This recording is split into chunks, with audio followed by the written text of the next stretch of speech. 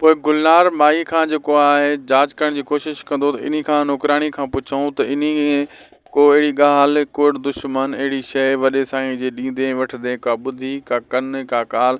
पोइ अहिड़े हिसाब सां गुलनार माई जे जीअं जीअं हू पुछण जी कोशिशि कंदा तीअं तीअं हसीना बेगम आर्डर ॾींदी जाबर वारनि खे त इन खे फ़िलहालु ग़ाइबु करे छॾियो, इनखे मारणो न आहे।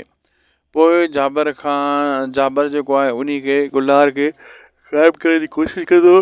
बहरहाल चाकर खान खे शक पवंदो त ग़ाइबु छो थी वई माई।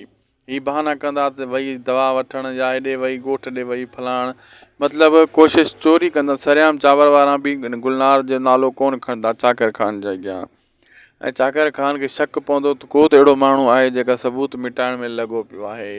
पोइ जेको आहे दोस्तो उहो सबूत हासिलु करण जे लाइ चाकर खान अञा कोशिशूं कंदो ऐं होॾां जेको आहे हसीना खे इहा परेशानी आहे अॻे चाकर खान खे ख़बर पइजी वई त चाकर खान कोन छॾींदो ऐं चाकर खान सभिनी खे हिकु मन दुफ़ करे छॾींदो। बहरहाल दोस्तो एॾो आसान न आहे, घणियूं किस्तनि ताईं तव्हांखे ईअं स्टोरी ॾिसण वटां मिलंदी जीअं ही हली रही आहे। कुझु बैकग्राउंड जा सीन अञा बि ॾेखारिया वेंदा, कुझु नया सीन ॾेखारिया वेंदा। बैकग्राउंड जा सीन घटि नवां घणा हूंदा।